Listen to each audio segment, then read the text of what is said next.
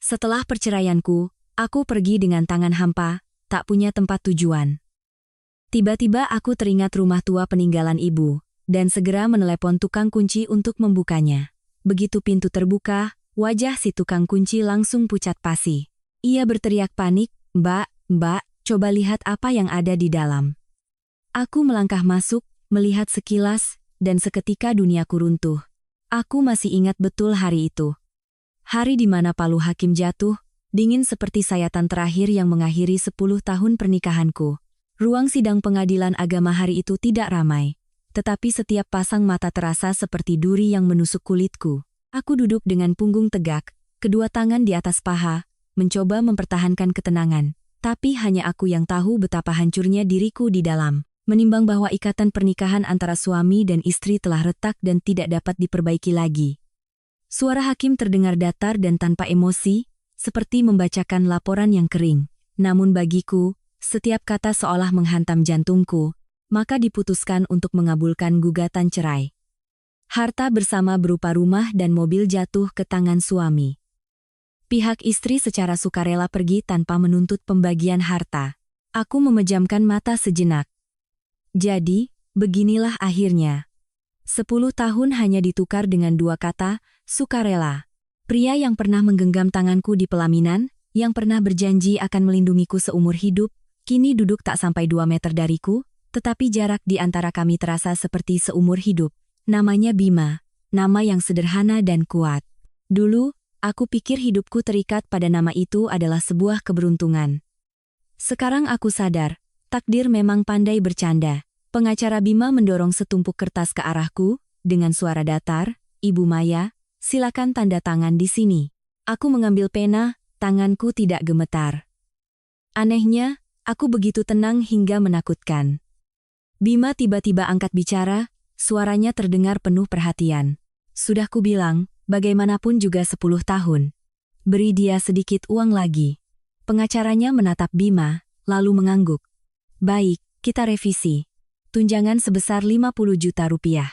Di barisan belakang, beberapa kerabat Bima mulai berbisik. "Lihat, kan, laki-laki sejati, penuh perasaan. Jarang ada yang menceraikan istri tapi masih memberinya uang." Aku tidak melihat mereka, hanya menatap angka 50 juta di atas kertas. Harga dari 10 tahun masa mudaku. Harga dari seorang anak yang tak sempat lahir ke dunia. Harga dari malam-malam tanpa tidur saat aku merawatnya yang sakit. Aku membubuhkan tanda tangan, setiap goresan jelas dan tegas. Setelah selesai, aku meletakkan pena, berdiri, dan berjalan keluar tanpa menoleh sedikit pun, tanpa mengucapkan sepatah kata pun. Di luar gedung pengadilan, hujan turun. Hujan yang sangat deras, disertai angin kencang yang menampar wajahku hingga perih. Blus tipis yang kukenakan basah kuyup dalam sekejap, menempel erat di tubuhku. Aku berdiri di bawah teras, menatap tirai hujan yang memutih di hadapanku, tidak tahu harus pergi kemana. Rumah yang pernah kusebut rumahku kini punya pemilik baru, wanita baru Bima. Aku pernah melihatnya beberapa kali. Lebih muda dariku, lebih lembut, dan bisa memberinya anak. Sementara aku menyentuh perutku. Sebuah kekosongan yang dingin. Ponsel di tanganku menyala. Aku menggulir daftar kontak, teman, rekan kerja, kenalan. Semua nama terasa akrab, tapi tak ada satupun yang bisa kuhubungi. Apa yang harus kukatakan? "Halo, ini Maya. Dulu hidupku baik-baik saja, sekarang aku tidak punya rumah lagi." Memikirkan itu, aku tertawa. Tawa kering yang tenggelam dalam deru hujan. Aku tidak tahu sudah berapa lama aku berdiri di sana.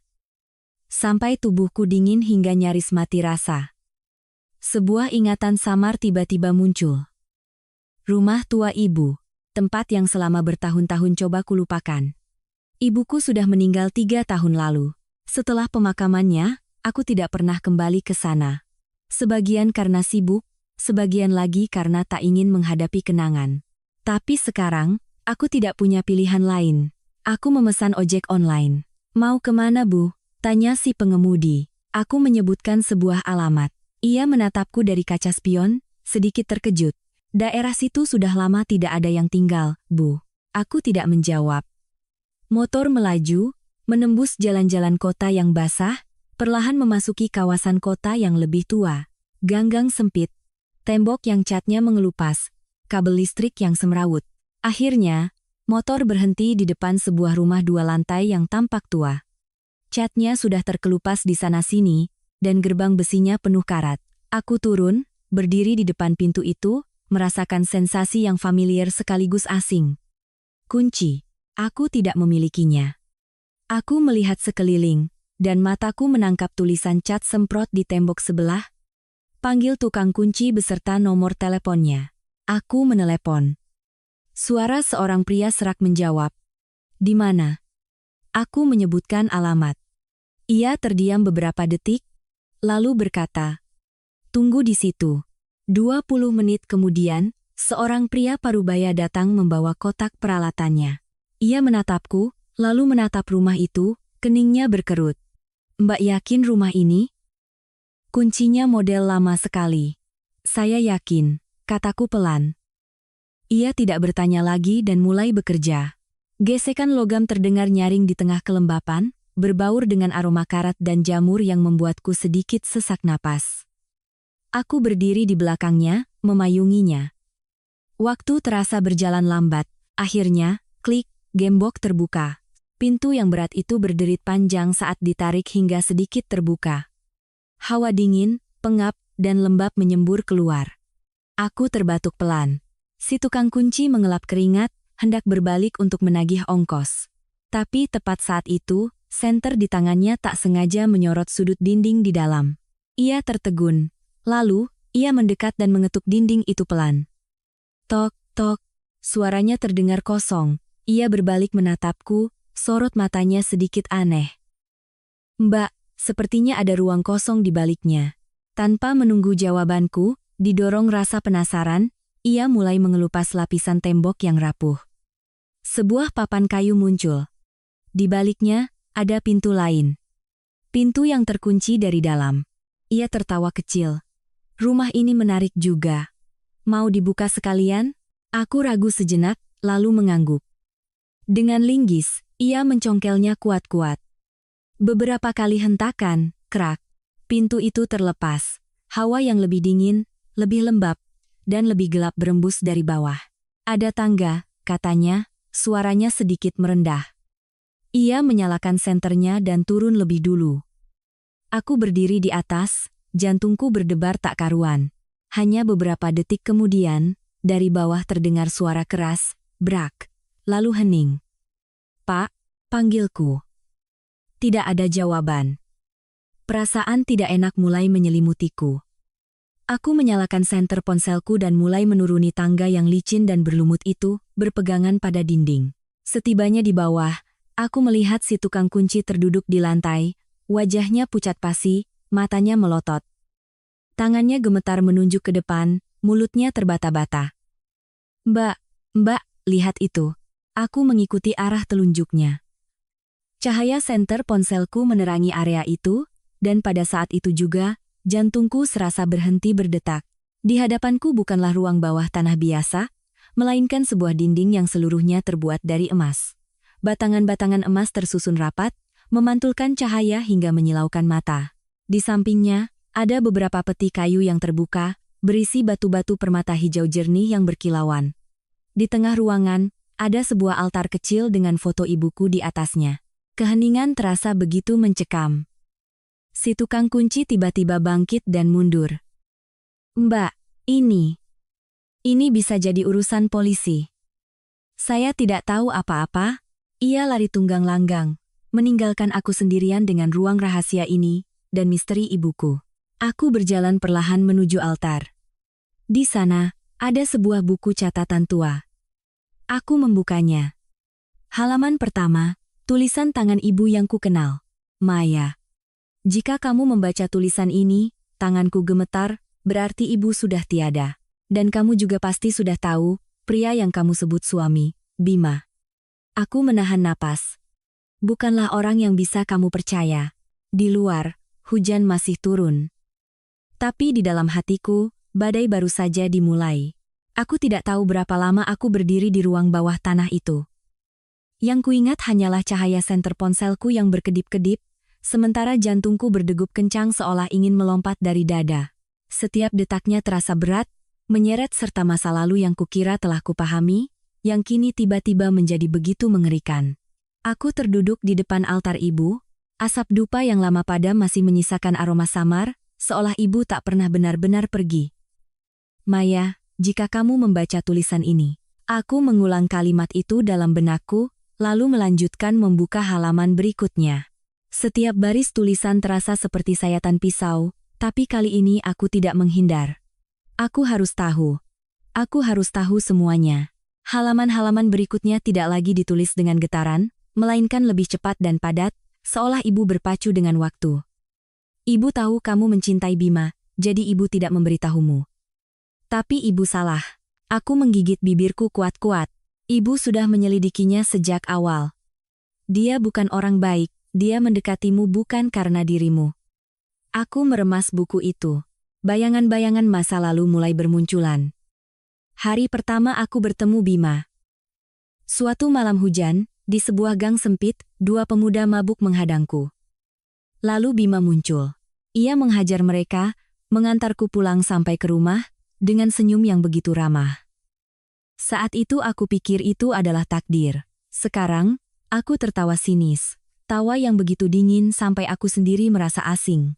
Ibu menyuruh orang mengikutinya, dan menemukan bahwa dua preman hari itu adalah suruhan Bima. Aku terdiam. Semua kepingan di kepalaku seakan pecah. Ternyata semuanya adalah rekayasa. Aku terus membaca, tanganku gemetar, tapi tak berhenti. Dia mendekatimu karena rumah ini, karena harta keluarga kita.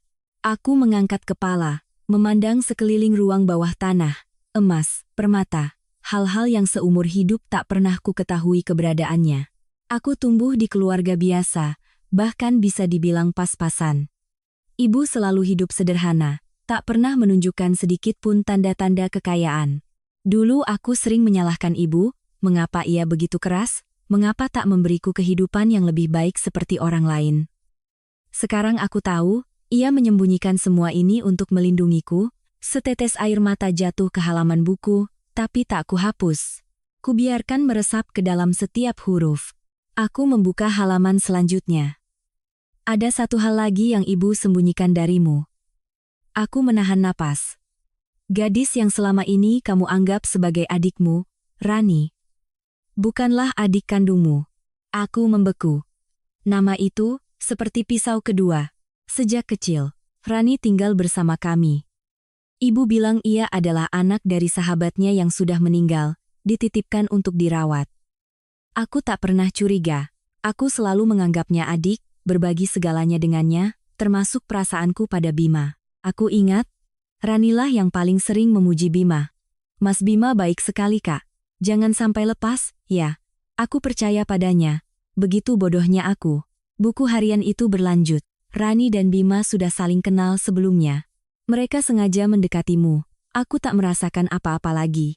Tidak sakit, tidak marah, hanya hampa. Seolah hatiku telah dikosongkan. Potongan-potongan ingatan mulai menyatu. Saat-saat Rani tak sengaja bertanya tentang surat-surat rumah. Saat-saat Bima dengan lihai menyinggung soal balik nama kepemilikan. Saat-saat aku merasa ada yang aneh dengan tatapan mereka. Dulu aku pernah curiga, tapi kemudian menyalahkan diriku sendiri karena berpikiran buruk. Sekarang aku sadar, yang bodoh adalah aku. Aku sampai di halaman-halaman terakhir. Tulisan ibu mulai miring dan tidak teratur, tintanya agak luntur seolah ia sudah sangat lemah. Maya, jika kamu membaca sampai sini, berarti ibu sudah tiada. Aku memegang erat buku itu. Ibu tidak sempat memberitahumu, tapi ibu sudah mempersiapkannya. Semua yang ada di ruang bawah tanah ini adalah milikmu, tapi jangan terburu-buru menggunakannya. Kamu harus belajar menjadi kuat. Jangan percaya pada siapapun, jangan mudah memaafkan, dan rebut kembali apa yang menjadi hakmu. Aku menutup buku harian itu, duduk terdiam untuk waktu yang sangat lama. Ruangan itu begitu sunyi sampai aku bisa mendengar detak jantungku sendiri. Beberapa saat kemudian, aku bangkit. Kali ini, aku tidak lagi gemetar. Mataku menyapu setiap batang emas, setiap peti permata, lalu berhenti di foto ibu. Ibu, bisikku pelan, Maya mengerti. Tidak ada lagi air mata, tidak ada lagi kelemahan. Yang tersisa hanyalah kesadaran yang dingin. Tepat pada saat itu, ponsel di tanganku bergetar. Nama yang muncul, Rani. Aku menatap nama itu cukup lama sebelum menekan tombol jawab. Halo, Kak Maya? Suaranya masih sama, manis dan palsu. Aku dengar dari Mas Bima, kakak sudah cerai, ya? Aku khawatir sekali. Aku diam. Ia melanjutkan, kakak sekarang di mana? Sudah ada tempat tinggal? Kalau tidak, ke rumahku dan Mas Bima saja. Masih ada kamar kosong, kok. Aku memejamkan mata, menarik napas dalam-dalam. Dulu, mendengar kata-kata itu, aku pasti akan terharu. Tapi sekarang, aku hanya merasa lucu. Rani, panggilku, suaraku begitu tenang sampai aku sendiri terkejut. Iya, ini aku. Aku berhenti sejenak. Kamu sedang hamil, kan? Di seberang sana, ia terdiam sesaat, lalu tertawa. Iya kak, sudah 3 bulan, katanya laki-laki. Oh ya? Aku mengangguk pelan, meski ia tak bisa melihat. Kalau begitu, jaga baik-baik, ya, kataku perlahan. Aku tidak mau kamu kehilangannya lagi, sama sepertiku. Suasana di seberang telepon langsung senyap. Tak ada lagi tawa, tak ada lagi kemanisan. Hanya keheningan yang berat. Kak, kakak bicara apa? Suaranya mulai bergetar. Aku tidak menjawab, hanya tersenyum tipis. Senyum yang bahkan aku sendiri tak kenali. Tidak apa-apa, kakak hanya mengingatkan. Ada hal-hal yang cukup hilang sekali saja. Setelah itu, aku langsung menutup telepon, tak memberinya kesempatan untuk bicara lagi. Aku berdiri di ruang bawah tanah, memandang semuanya sekali lagi, lalu berbalik dan menaiki tangga. Setiap langkahku mantap. Saat aku membuka pintu dan melangkah keluar, hujan telah reda. Udara terasa dingin, tetapi hatiku justru terang benderang. Aku tahu, mulai detik ini, hidupku tidak akan sama lagi. Bukan lagi Maya yang lemah dan hidup untuk orang lain, melainkan Maya yang akan merebut kembali segalanya, dan membuat mereka yang telah mengkhianatinya membayar harga yang setimpal. Malam itu, aku tidak kembali ke ruang bawah tanah. Bukan karena takut, tapi karena aku paham betul. Ada hal-hal yang sekali kau lihat, kau tak perlu melihatnya berulang kali. Yang terpenting bukanlah tumpukan emas di sana, melainkan bagaimana aku akan menggunakannya untuk mengubah takdirku, dan juga untuk memaksa mereka yang telah mendorongku ke jurang untuk mengembalikan semuanya, sedikit demi sedikit. Aku meninggalkan rumah tua ibu saat fajar baru menyingsing. Gang itu masih basah oleh sisa hujan, genangan air memantulkan langit yang kelabu. Semuanya tampak normal, tetapi di dalam diriku, gelombang besar sedang bergejolak. Tidak berisik, tidak meledak-ledak, melainkan aliran air yang dingin dan pelan, namun cukup dalam untuk menghanyutkan segalanya. Aku tidak langsung memesan transportasi. Aku hanya berdiri sejenak, menarik napas dalam-dalam, lalu mengeluarkan ponselku, dan mencari sebuah nomor yang sudah lama tak pernah terpikir untuk kuhubungi. Pria bernama Hartono. Ia adalah teman lama ibuku. Aku hanya pernah bertemu beberapa kali saat kecil. Satu-satunya kesanku adalah seorang pria pendiam dengan tatapan yang selalu tajam dan tenang. Ibuku pernah berkata sesuatu yang dulu tak ku mengerti. Di dunia ini, ada orang yang kelihatannya biasa saja, tapi justru dia yang bisa menjaga hal-hal yang tidak bisa dijaga orang lain. Dulu aku hanya tertawa. Sekarang aku paham. Telepon berdering cukup lama sebelum diangkat. Siapa? Suara berat dan serak, sedikit waspada. Saya Maya, Om. Anaknya Ibu Sari. Di seberang sana hening. 1 detik, 2 detik, lalu suaranya melunak. Kamu di mana sekarang? Aku tidak langsung menjawab, hanya berkata. Saya sudah kembali ke rumah lama. Kali ini ia tidak diam lagi. Nanti malam, temui Om. Aku mengangguk, meski tahu ia tak melihat. Baik, Om. Panggilan berakhir begitu cepat, tapi aku tahu, mulai saat ini, aku tidak lagi sendirian. Siang itu, aku menyewa sebuah kamar kecil di Hotel Melati yang sederhana. Tidak mewah, tidak mencolok, cukup untukku beristirahat sementara, tanpa menarik perhatian. Aku mandi, berganti pakaian, lalu duduk di depan cermin, menatap diriku sendiri. Wajah ini masih wajahku, tetapi sorot matanya sudah berbeda. Tak ada lagi kebingungan, tak ada lagi kelemahan. Hanya ada ketenangan yang bahkan aku sendiri merasa asing. Aku teringat kata-kata ibu, orang tidak takut kamu lemah, mereka hanya takut kamu diam. Dulu aku tak mengerti. Sekarang, aku paham. Diam adalah hal yang paling menakutkan. Malamnya, aku tiba di tempat yang telah disepakati. Sebuah kedai teh tua di sebuah jalan kecil yang terpencil. Tidak ada papan nama besar, tidak berisik, dan pengunjungnya pun sedikit. Aku masuk dan langsung melihatnya. Pak Hartono duduk di sudut paling dalam, punggungnya tegak, tangan di atas meja. Di hadapannya ada teko teh yang mengepulkan uap. Aku menghampirinya. Om. Ia menatapku. Tatapan itu membuatku merasa seolah sedang dilihat tembus. Bukan menginterogasi, tapi menguji. Duduk, katanya. Aku duduk. Tanpa basa-basi, aku mengeluarkan buku harian ibu dari tasku dan meletakkannya di atas meja. Ia melihat buku itu, sorot matanya berubah, tapi tidak berkata apa-apa.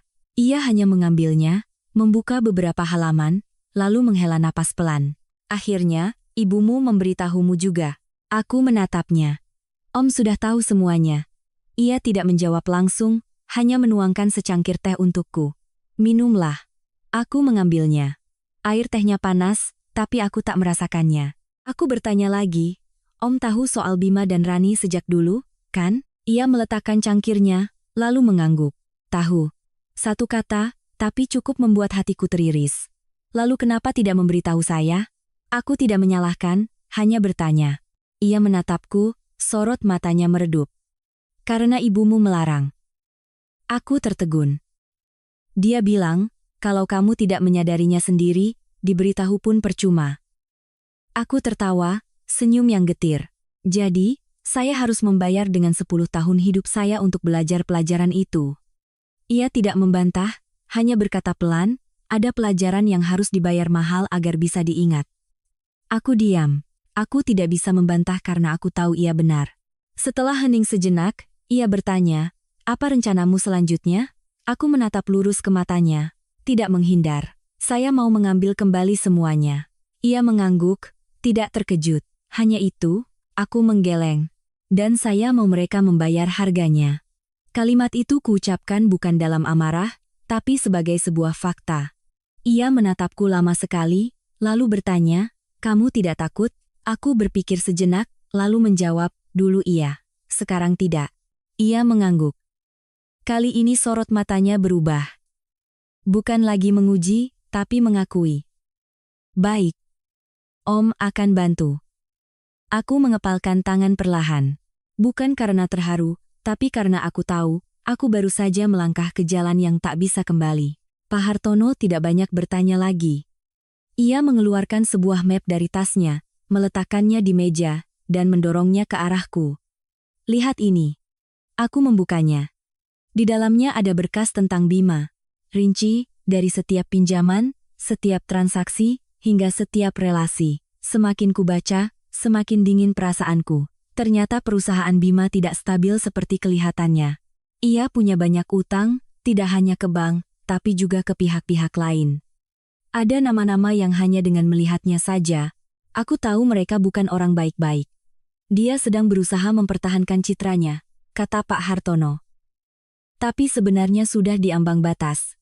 Aku menutup map itu. Sesuatu mulai terbentuk di kepalaku, sebuah rencana yang perlahan tapi pasti. Om, kataku, kalau seseorang sudah diambang kehancuran, apa yang bisa membuatnya jatuh paling cepat? Ia tidak langsung menjawab, hanya menatapku, lalu berkata, keserakahan. Aku mengangguk. Senyum yang sangat tipis terukir di bibirku. Saya mengerti. Pak Hartono menatapku. Kamu akan menggunakan rumah itu. Aku mengangguk, benar. Ia tidak bertanya lagi, hanya berpesan. Kalau begitu, lakukan dengan rapi. Aku berdiri, membawa serta map itu, lalu menunduk. Terima kasih, Om. Ia tidak menjawab, hanya mengangkat cangkir tehnya sebagai tanda perpisahan. Aku melangkah keluar dari kedai. Malam Jakarta terasa lebih tenang dari biasanya. Angin berembus sepoi-sepoi, tapi hatiku begitu jernih. Aku mengeluarkan ponsel, menatap daftar kontak, dan berhenti di sebuah nama yang familiar, Bima. Aku tidak menelepon, hanya menatapnya sejenak, lalu memasukkan ponselku kembali ke saku. Belum waktunya. Untuk menangkap ikan besar, kau harus sabar. Aku menengadah ke langit, gelap dan dalam. Tapi kali ini, aku tidak lagi takut pada kegelapan. Karena aku tahu, akulah yang akan melangkah keluar dari kegelapan itu, dan akulah yang akan menarik mereka ke dalamnya. Keesokan paginya, aku bangun sangat awal. Bukan karena tidur nyenyak, tapi karena pikiranku tak pernah berhenti bekerja sejak meninggalkan kedai teh semalam. Setiap detail dalam berkas Bima, setiap baris dalam buku harian ibu, setiap tatapan Rani, semuanya seolah tersusun rapi, jernih, tak lagi kabur. Dan itu membuatku sadar akan sebuah kebenaran sederhana. Ketika seseorang tidak lagi dikendalikan oleh emosi, segalanya menjadi lebih mudah dilihat. Aku duduk di dekat jendela hotel, memandang arus lalu lintas yang mulai padat. Sinar mentari pagi menyinari atap-atap rumah tua. Perasaan aneh menyelinap ke dalam hatiku. Bukan senang, bukan sedih, melainkan sebuah kondisi seperti saat seseorang akan memulai permainan catur besar, sadar bahwa setiap langkah akan menentukan hasil akhir. Aku membuka ponselku. Kali ini, aku yang berinisiatif menelepon. Di seberang sana, telepon diangkat dengan cepat. Maya. Suara Bima masih sama, dalam, lembut, dan cukup untuk membuat wanita manapun merasa diperhatikan. Dulu, hanya mendengar suara ini saja hatiku sudah luluh. Tapi sekarang, yang kulihat dengan jelas, hanyalah satu hal, aktingnya sangat bagus. Iya mas. Ini aku, jawabku lembut, berusaha mempertahankan nada suara lemah yang ia kenal. Kamu di mana? Aku mencarimu semalaman. Aku tersenyum tipis, tapi tak menunjukkannya dalam suaraku. Aku di rumah lama ibu. Di seberang sana, hening sejenak. Sangat singkat, tapi aku bisa merasakannya. Rumah itu, kan sudah lama kosong. Kamu di sana tidak baik-baik saja. Ia melanjutkan, suaranya terdengar cemas. Atapnya bocor, temboknya rapuh, bahaya. Aku menatap keluar jendela. Iya, aku tahu. Aku berhenti sejenak, lalu melanjutkan dengan suara yang sedikit bergetar, seolah sudah kupersiapkan. Tapi aku tidak punya tempat lain. Hening lagi. Lalu ia menghela napas. Maya, dengarkan aku. Jangan keras kepala. Yang sudah berlalu biarlah berlalu. Kamu harus memulai hidup baru. Aku bisa membantumu. Aku memotongnya. Mas mau bantu aku? Sungguh? Pertanyaan ini kuajukan dengan sangat pelan, tapi cukup untuk membuatnya tak bisa menghindar. Tentu saja, katanya cepat. Bagaimanapun, kita pernah jadi suami istri. Aku memejamkan mata sesaat, lalu membukanya lagi. Kalau begitu, ada satu hal yang mau ku minta tolong. Ia tak ragu, katakan saja. Aku mengepalkan tangan perlahan. Ini langkah pertama, tidak boleh salah. Rumah peninggalan ibu. Aku tidak sanggup merawatnya lagi, kataku perlahan. Aku mau menjualnya. Di seberang sana hening. Kali ini lebih lama.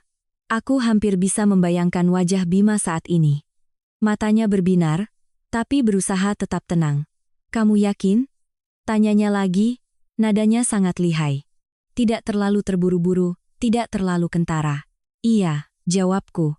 Aku tidak punya uang untuk memperbaikinya, dan aku juga tidak berani tinggal sendirian. Disimpan pun tidak ada gunanya. Aku berhenti sejenak, lalu melanjutkan, dengan nada seseorang yang sudah putus asa. Kalau Mas Bima berminat, tolong beli rumah itu dariku. Begitu kalimat itu selesai, aku bisa mendengar napasnya berubah. Hanya sedikit, tapi cukup. Maya, soal ini. Ia memulai, tapi aku memotongnya, kali ini dengan suara yang lebih lemah. Tolong jangan menolak, Mas. Aku benar-benar tidak punya cara lain. Aku membiarkan suaraku bergetar, cukup untuk menyentuh rasa iba yang selalu suka ia tunjukkan. Beberapa saat kemudian, ia berkata, baiklah. Hanya satu kata, tapi cukup bagiku untuk tahu, ikan itu telah memakan umpannya. Aku akan membantumu. Aku menghela napas lega. Terima kasih, Mas. Panggilan berakhir. Aku meletakkan ponsel, duduk terdiam sejenak, lalu tersenyum tipis. Bukan senyum bahagia, tapi senyum karena segalanya berjalan sesuai rencana. Siang itu, aku berinisiatif mengirim pesan pada Bima. mengajaknya bertemu di kafe yang dulu sering kami datangi. Tempat yang familiar, tempat di mana ia akan mudah lengah. Karena manusia biasanya hanya waspada di tempat asing dan cenderung meremehkan di tempat yang sudah biasa. Aku datang lebih awal, memilih sudut yang agak tersembunyi, lalu memesan segelas es teh manis. Bukan karena tak punya uang, tapi karena aku harus mempertahankan citraku. Seorang wanita yang baru bercerai, tanpa rumah, tanpa uang, dan tanpa sandaran. Sekitar 10 menit kemudian, Bima datang. Ia masih mengenakan pakaian yang rapi dan terawat, wajahnya menampilkan ekspresi khawatir yang pas. Maya, ia duduk di hadapanku, mendorong sebuah kotak kue kecil ke arahku. Aku beli untukmu. Aku melihatnya, lalu menggeleng pelan. Aku tidak selera makan. Ia menghela napas, tatapannya penuh iba. Kamu kurusan. Aku tidak menjawab, hanya mengeluarkan setumpuk kertas dari tasku, meletakkannya di meja, dan mendorongnya ke arahnya.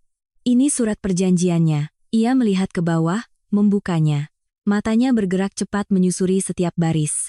Aku bisa melihat tangannya sedikit mengepal saat membaca bagian harga.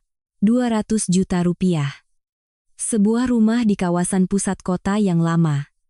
Harga yang tidak masuk akal murahnya. Tapi untuk seseorang dalam kondisiku, harga itu terdengar sangat logis. Maya, harga ini. Ia mengangkat kepala, pura-pura ragu. Aku tidak mau memanfaatkanmu. Aku tersenyum tipis. Bukan memanfaatkan Mas. Aku yang minta tolong. Aku menatap lurus ke matanya. Kalau Mas tidak mau bantu, aku juga terpaksa harus menjualnya ke orang lain. Sebuah kalimat sederhana, tapi cukup untuk membuatnya paham. Jika tidak dibeli, kesempatan ini akan hilang. Ia terdiam beberapa detik, lalu mengangguk. Baiklah, aku bisa melihat dengan jelas keserakahan di matanya. Meski ia berusaha menyembunyikannya, aku sudah terbiasa melihatnya. Tepat saat ia hendak menandatangani, sebuah suara familiar terdengar dari belakang. Kak Maya. Aku tak perlu menoleh untuk tahu siapa itu. Rani. Ia berjalan mendekat, tangannya menepuk bahu Bima dengan lembut, suaranya semanis biasanya. Mas, aku cari-cari dari tadi. Lalu ia menoleh padaku, matanya menyiratkan sesuatu yang tak lagi sepenuhnya palsu. Kakak di sini juga? Aku tidak menjawab, hanya menatapnya. Rani melirik surat perjanjian di meja, matanya berbinar. Kakak jadi jual rumahnya? Tanyanya, seolah terkejut. Padahal aku tahu ia gembira. Aku mengangguk. Iya, Rani tersenyum tipis, kali ini tak bisa menyembunyikan kelegaannya. Baguslah, katanya. Disimpan juga tidak ada gunanya. Bima berdeham pelan, seolah mengingatkan. Tapi Rani tak peduli.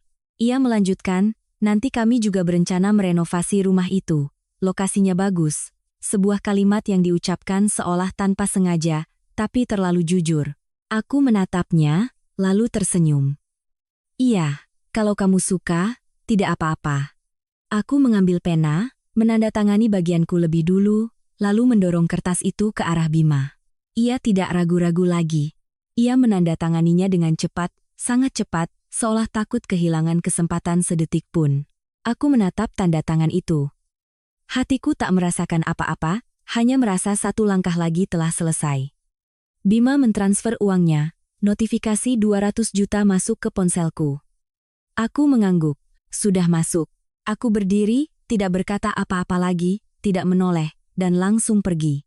Saat melangkah keluar dari kafe, sinar matahari sore menyilaukan mataku. Aku mengangkat tangan untuk melindunginya. Pada saat itu, aku tahu betul. Mulai sekarang, segalanya tidak akan bisa kembali seperti semula. Di belakangku, dua orang itu berpikir mereka baru saja mendapatkan sebuah kesempatan emas. Tapi mereka tidak tahu, yang baru saja mereka tanda tangani bukanlah surat jual beli, melainkan tiket untuk masuk ke dalam sebuah perangkap. Setelah penandatanganan perjanjian hari itu, aku tidak langsung kembali ke rumah lama. Aku juga tidak menghubungi Bima atau Rani lagi. Bukan karena takut menghadapi mereka, tapi karena aku paham betul satu hal. Ketika mangsa sudah memakan umpan, hal terpenting bukanlah memaksanya, melainkan menjaga jarak yang cukup agar ia meronta-ronta sendiri dan semakin terperosok ke dalam perangkap yang telah kau siapkan. Aku kembali ke hotel, mengunci pintu, dan menutup tirai rapat-rapat. Ruangan menjadi remang-remang, hanya diterangi cahaya temaram dari lampu meja.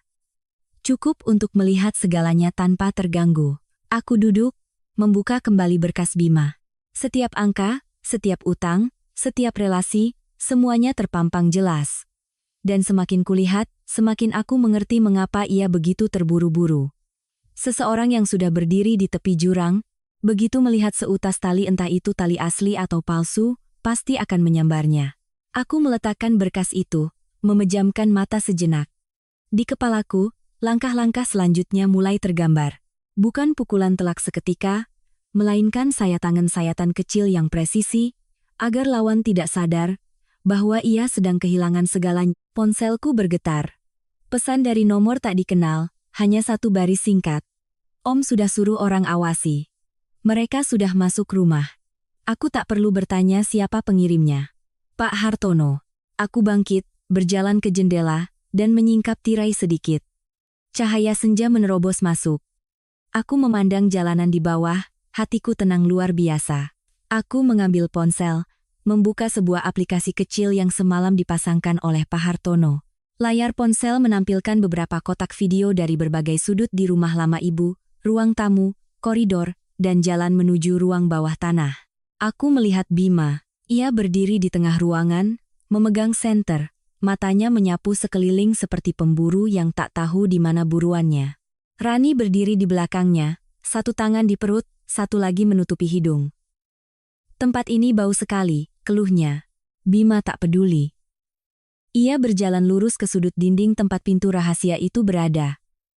Aku bisa melihat tangannya gemetar, bukan karena takut, tapi karena antisipasi. Ia membuka pintu, menyorotkan senter ke bawah, lalu turun. Rani ragu sejenak, tapi tetap mengikuti. Aku beralih ke rekaman dari ruang bawah tanah. Cahaya senter yang bergerak liar, ruangan yang gelap dan kosong. Hanya tersisa jejak-jejak yang sengaja kutinggalkan. Beberapa peti kayu tua, sedikit serbuk emas yang tercecer, dan goresan-goresan di dinding. Bima berdiri mematung. Tidak bicara, tidak bergerak, hanya diam seolah tak percaya pada apa yang dilihatnya. Rani turun di belakangnya, melihat sekeliling, lalu tiba-tiba berteriak, "Tidak ada apa-apa." Suaranya menggema di dalam ruangan, nyaring dan panik. Tidak ada apa-apa. Bima berbalik cepat.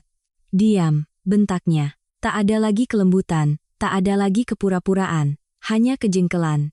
Rani terkejut, mundur selangkah. "Kenapa tidak ada apa-apa?" tanyanya dengan suara bergetar. "Katamu di sini ada." Bima tidak langsung menjawab. Ia berjalan mendekat dan menendang sebuah peti kayu kosong. Lalu peti lainnya juga kosong. Napasnya mulai terengah-engah. "Tidak mungkin," gumamnya. "Tidak mungkin." Rani melihat sekeliling, lalu tiba-tiba menoleh pada Bima. "Apa jangan-jangan Kak Maya sudah tahu?" Kalimat itu membuat suasana di ruang bawah tanah membeku. Bima diam, tapi sorot matanya berubah. Aku tersenyum tipis menatap layar. "Bagus, mulailah saling curiga." Kecurigaan adalah langkah pertama. "Tidak mungkin," kata Bima, tapi suaranya tak lagi yakin. "Dia tidak tahu apa-apa." Rani tertawa dingin. "Mas yakin?" "Jangan lupa, dia tidak sebodoh yang Mas pikir." Bima menoleh, matanya menajam. "Maksudmu?" Rani tidak menghindar. "Kalau dia tidak tahu, kenapa dia menjual rumah semurah itu?" Sebuah pertanyaan sederhana, tapi cukup untuk menggoyahkan segalanya. Bima tidak menjawab, hanya berdiri sambil berpikir. Aku bisa melihat benih kecurigaan mulai tumbuh di matanya. Benih kecil, tapi akan tumbuh dengan sangat cepat. "Mungkin dia butuh uang," kata Bima, tapi nadanya sudah melemah. Rani menggeleng. "Mas terlalu naif." Ia memandang sekeliling ruang bawah tanah, lalu berkata pelan, "Aku rasa ada orang yang sudah masuk ke sini lebih dulu." Bima mengikuti arah pandang Rani. Goresan di dinding, jejak seretan di lantai, serbuk emas, semuanya adalah bukti. Tapi bukan bukti nyata, melainkan bukti yang kubuat. Bima mengepalkan tangannya. "Siapapun itu," katanya dengan suara rendah, "tidak mungkin bisa mengambil semuanya dalam satu malam." Rani menelan ludah. "Lalu sekarang bagaimana?" Bima tidak menjawab. Ia hanya berbalik dan berjalan cepat ke atas, seolah ingin segera lari dari tempat itu. Rani mengikutinya. Aku mematikan layar. Tak perlu menonton lebih jauh. Aku sudah tahu segalanya berjalan sesuai perhitunganku. Malam itu, aku menerima telepon dari Bima. Aku membiarkan ponsel berdering beberapa kali sebelum mengangkatnya. Halo, suaraku terdengar lemah, seolah baru saja menangis. Maya, kamu di mana? Suaranya terdengar tergesa-gesa, tak lagi tenang seperti biasanya. Aku di hotel, jawabku. Ada apa? Hening sejenak. Lalu ia bertanya, rumah itu. Sebelum kamu jual, kamu sempat masuk ke dalam? Aku pura-pura mengerutkan kening, tapi suaraku tetap sama. Iya, aku sempat pulang sekali. Tapi aku tidak bisa tinggal di sana, makanya ku jual. Ia bertanya lagi, kamu lihat ada yang aneh? Aku tersenyum dalam hati, tapi suaraku tak berubah. Aneh, maksud mas? Ia terdiam, lalu berkata, tidak ada apa-apa. Cuma karena rumahnya sudah tua, jadi aku bertanya saja. Aku mengangguk pura-pura. Iya. Mulai sekarang, rumah itu milik mas. Sebuah kalimat yang sangat ringan, tapi cukup untuk mengingatkannya, ia tak lagi punya hak untuk mencurigaiku, karena ia sendiri yang sudah menandatangani suratnya. Panggilan berakhir. Aku meletakkan ponsel, duduk terdiam sejenak, lalu bangkit dan berjalan ke cermin, menatap diriku sendiri. Sudah dimulai, bisikku pelan. Bukan pada siapa-siapa, tapi pada diriku sendiri. Permainan ini tidak boleh aku kalahkan. Setelah panggilan malam itu, aku tahu betul satu hal, Bima sudah mulai kehilangan kendali. Bukan kehilangan kendali secara meledak-ledak, melainkan retakan diam-diam dalam pikirannya, di mana keserakahan dan ketakutan mulai bertabrakan. Dan ketika dua hal itu ada bersamaan, seseorang tidak akan lagi bisa berpikir jernih untuk membedakan mana yang nyata dan mana yang palsu. Aku tidak menelepon balik, tidak mengirim pesan, dan tidak muncul. Aku membiarkan keheningan itu berlangsung, karena aku paham, semakin ia tidak mendapat informasi, semakin ia gelisah. Dan semakin ia gelisah, semakin mudah ia membuat kesalahan.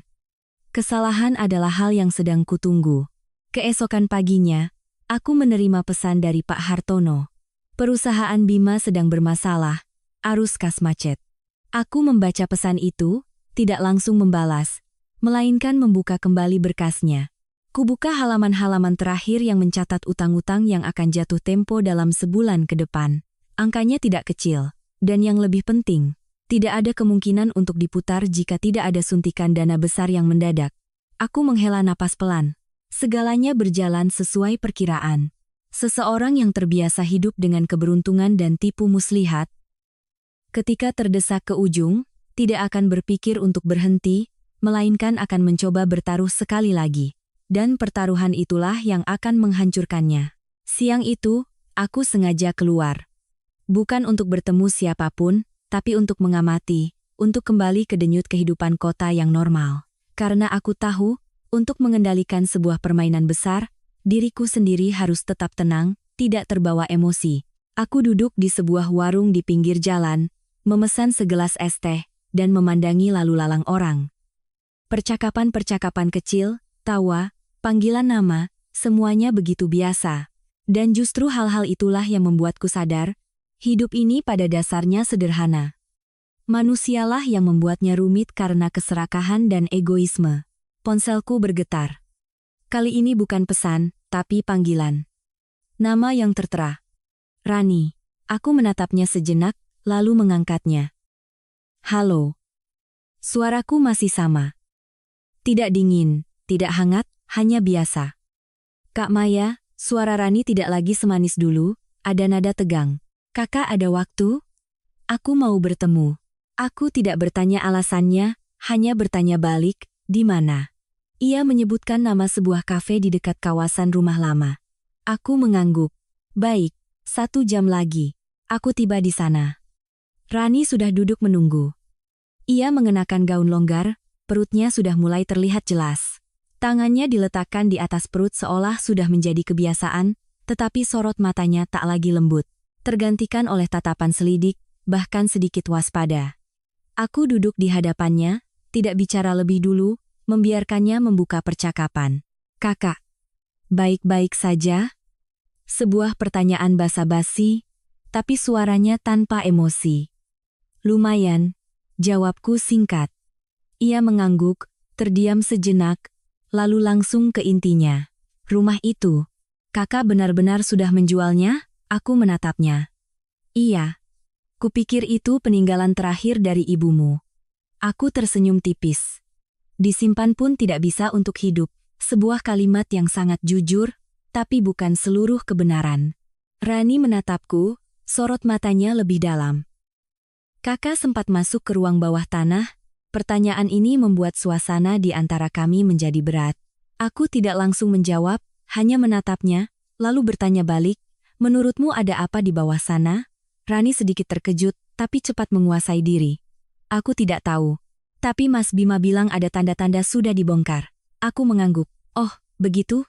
Aku mengangkat gelas minumanku, menyesapnya sedikit, lalu meletakkannya kembali. Kalau begitu, tanyakan saja pada Bima. Sebuah kalimat sederhana, tapi cukup untuk melemparkan bola kembali padanya.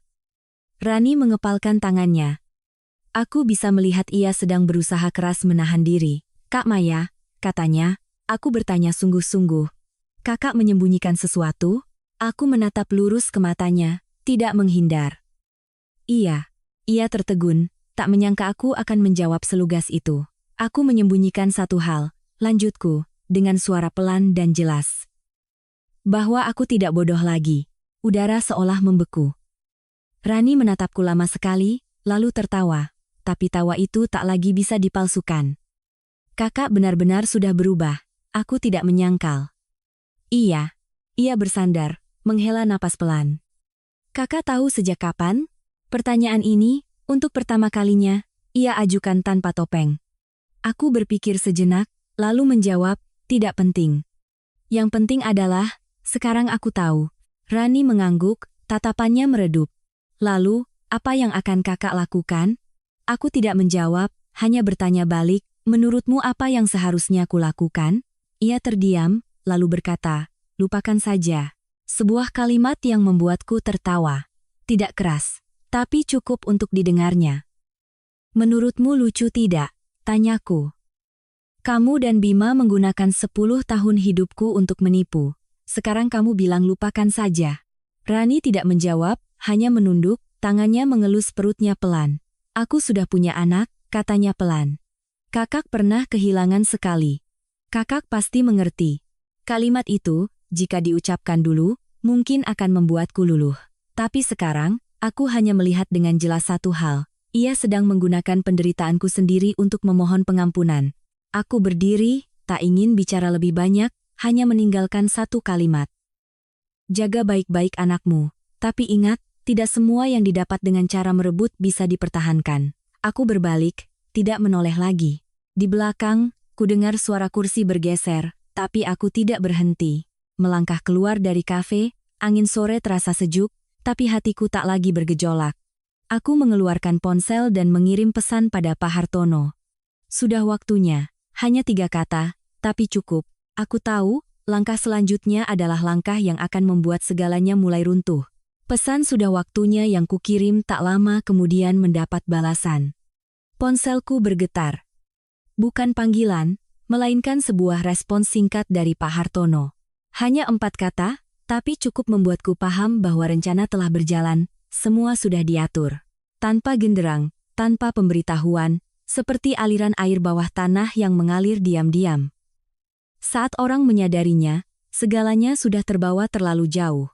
Aku tidak langsung kembali ke hotel, melainkan berjalan kaki menyusuri jalanan tua, tempat di mana aku dan Bima dulu sering lewat. Warung makan langganan, sudut-sudut jalan yang penuh kenangan. Anehnya, saat melihatnya kembali, aku tak lagi merasa rindu atau menyesal. Semuanya terasa seperti sebuah film yang sudah selesai, dan aku hanyalah penonton yang melihatnya untuk terakhir kali sebelum menyimpannya. Malam itu, aku tidak melakukan apa-apa yang istimewa. Hanya duduk di dalam kamar, membuka kembali kamera pengawas yang dipasang Pak Hartono. Setiap gambar jelas dan tajam. Dan kali ini, pemandangannya bukan lagi tentang pencarian, melainkan suasana yang sama sekali berbeda. Di dalam rumah lama, lampu menyala terang. Tidak lagi gelap dan waspada. Bima duduk di tengah ruang tamu, di hadapannya setumpuk kertas. Di sampingnya ada seorang pria asing, mengenakan kemeja, memegang pulpen, dengan penampilan seperti seorang kontraktor atau mandor.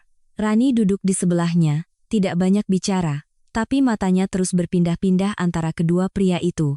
Aku langsung mengerti. Mereka bersiap untuk merenovasi rumah. Bukan untuk ditinggali, tapi untuk menggali. Bapak yakin ada di bawah sana? Tanya pria asing itu, nadanya sedikit ragu. Bima mengangguk. Yakin, katanya. Jejaknya jelas. Pasti pernah ada sesuatu. Pria itu mengerutkan kening. Tapi kalau sekarang sudah tidak ada, digali pun belum tentu ada sisa. Bima terdiam sejenak, lalu berkata, ada atau tidak, saya tetap harus menggali. Suaranya saat itu bukan lagi suara orang normal, melainkan suara seseorang yang telah terobsesi. Rani angkat bicara dengan pelan, Mas, apa ini tidak apa-apa? Nanti kalau. Belum selesai ia bicara, Bima sudah memotongnya. Kalau tidak dilakukan, kita akan kehilangan semuanya. Sebuah kalimat yang sangat jujur, sangat benar, tapi juga kalimat yang membawanya selangkah lebih dalam ke perangkap. Aku menatap layar, tak berkedip. Kapan kita mulai? Tanya pria itu. Malam ini, jawab Bima, cepat dan rapi. Jangan sampai ada yang tahu. Pria itu mengangguk. Baik, percakapan selesai. Aku mematikan layar. Duduk terdiam sejenak, lalu bangkit dan berjalan ke jendela, memandang keluar. Kota di malam hari tetap terang, tapi hatiku sangat tenang. Aku tahu, mulai malam ini, tidak akan ada jalan untuk kembali. Sekitar pukul 9 malam, ponselku bergetar. Pak Hartono. Sudah dimulai. Aku tidak menjawab, hanya membuka kembali kamera. Layar menampilkan pemandangan di dalam rumah lama. Ada 3 pria membawa peralatan. Linggis, palu, bor. Bima berdiri di samping mereka, matanya bersinar aneh. Rani berdiri di sudut, memeluk perutnya, tampak cemas. Mulai, kata Bima. Suaranya rendah tapi jelas. Pukulan palu pertama terdengar. Tuk, tuk, tuk. Suara kering menggema di dalam ruangan. Aku menatap tanpa lepas.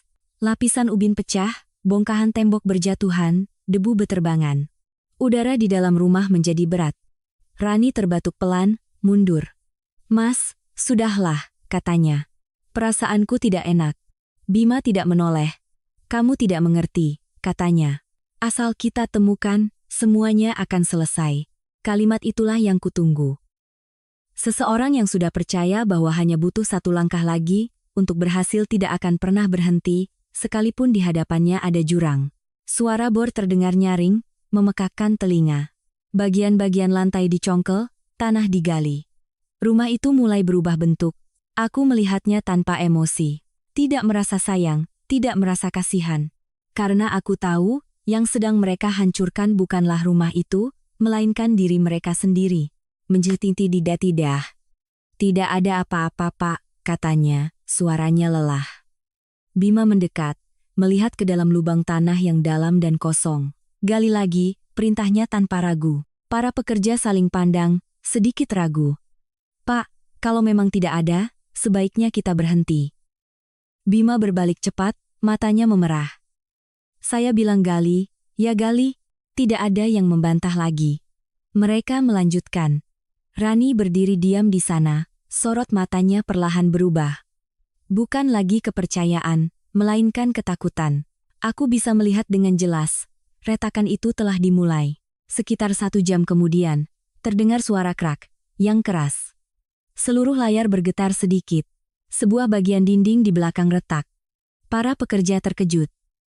Pak, temboknya rapuh, Bima menoleh, tapi tidak berhenti. Terus, hanya satu kata, tapi cukup untuk membuatku tahu, ia sudah tidak bisa berpikir lagi. Aku memejamkan mata sejenak, lalu membukanya, tidak melepaskan pandangan dari layar. 1 pukulan lagi.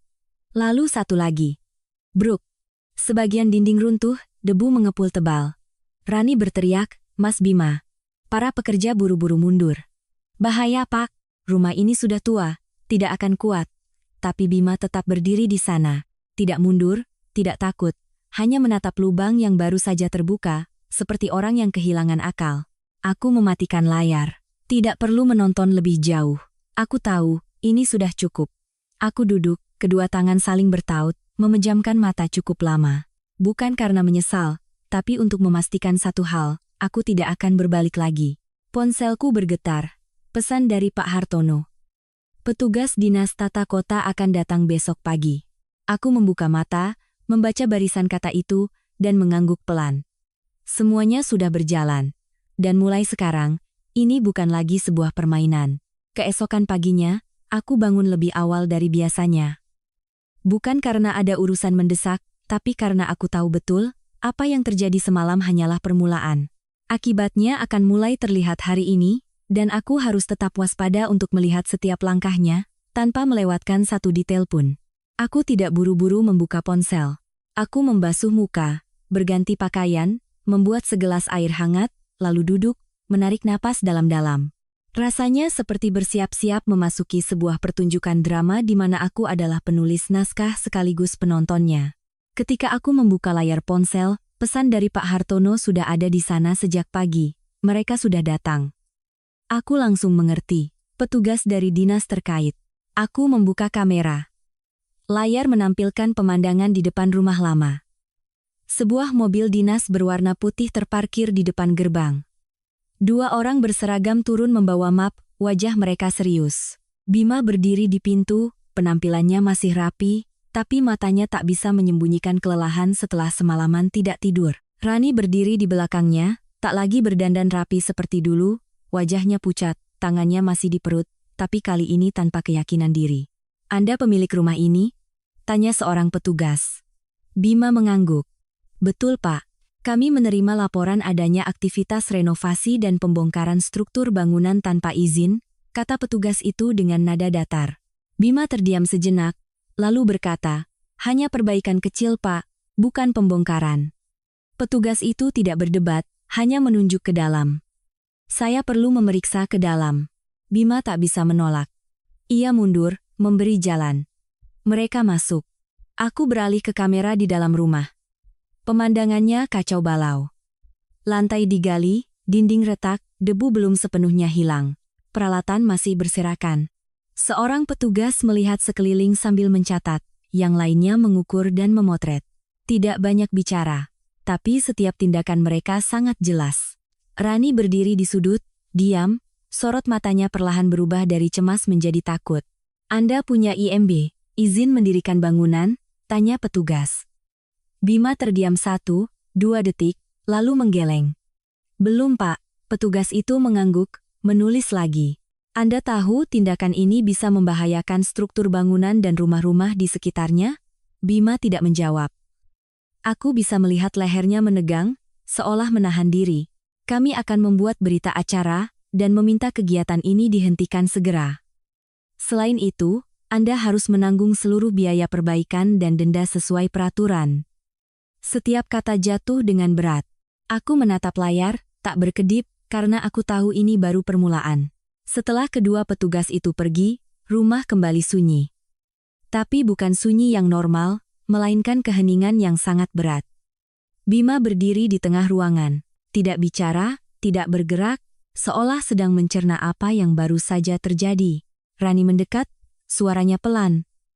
"Mas, sekarang bagaimana?" Bima tidak menatapnya, hanya berkata, "Tutup pintunya." Rani terkejut. "Apa?" Aku bilang, "Tutup pintunya." Suara Bima rendah, tapi tegas. Rani berjalan menutup pintu, lalu kembali. Udara di dalam ruangan terasa sesak. "Mas mau apa lagi?" tanyanya. Kali ini tidak lagi lembut, melainkan tegang. Bima menoleh, sorot matanya tak lagi seperti dulu. "Lanjutkan." Sebuah jawaban yang membuatku tersenyum tipis. Rani menggeleng. "Mas gila? Rumah ini sudah diperiksa. Kalau kita lanjutkan," Bima memotongnya. "Kalau tidak dilanjutkan, pakai apa bayar utang?" Satu kalimat. Untuk pertama kalinya, aku mendengar kebenaran dari mulutnya. Rani tertegun. "Utang? Utang Mas berapa banyak?" Bima tidak menjawab, hanya membuang muka. Tapi keheningan itu sudah menjadi jawaban. Rani mundur selangkah, sorot matanya berubah. "Mas menyembunyikannya dariku?" tanyanya dengan suara bergetar. Bima tidak menyangkal. "Ini urusanku." Sebuah kalimat dingin yang memutus segalanya. Rani tertawa, tapi tawa yang getir. "Urusan Mas?" Aku sedang mengandung anak Mas, dan Mas bilang ini urusan Mas? Bima berbalik, matanya menajam. Lalu kamu pikir aku melakukan ini semua untuk siapa? Untukmu dan anak ini. Rani diam.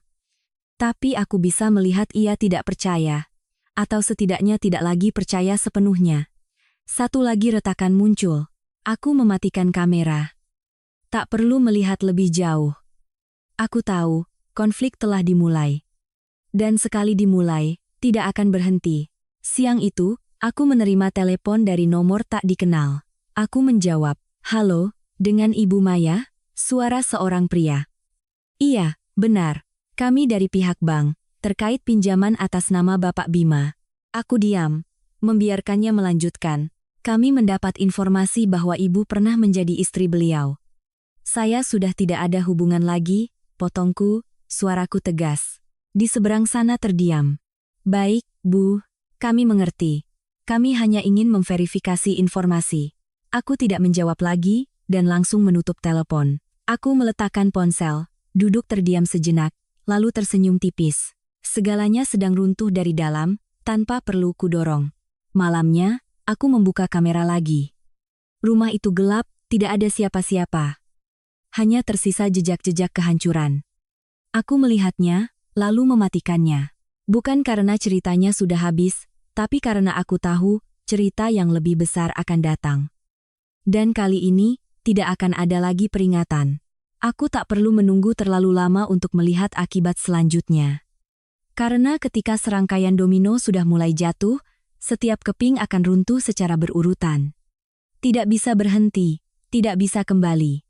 Dan satu-satunya hal yang bisa dilakukan oleh orang yang berdiri di tengahnya adalah menyaksikan segalanya hancur dalam ketidakberdayaan. Pagi di hari kedua setelah kedatangan petugas, ponselku kembali menerima pesan dari Pak Hartono. Kali ini tidak lagi singkat, melainkan sedikit lebih jelas, cukup untuk membuatku paham bahwa situasi telah bergerak maju. Perusahaan Bima diperiksa keuangannya. Ada indikasi pengaduan. Aku membaca pesan itu, meletakkan ponsel, dan tidak langsung bereaksi. Aku hanya duduk diam sejenak, memandang keluar jendela. Sinar mentari pagi masih sama seperti hari-hari sebelumnya, lalu lintas masih ramai, suara orang-orang masih riuh.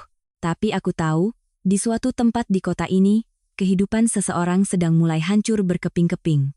Aku tidak langsung membuka kamera. Bukan karena tidak penasaran, tapi karena aku ingin memberi diriku jeda agar tidak terbawa emosi.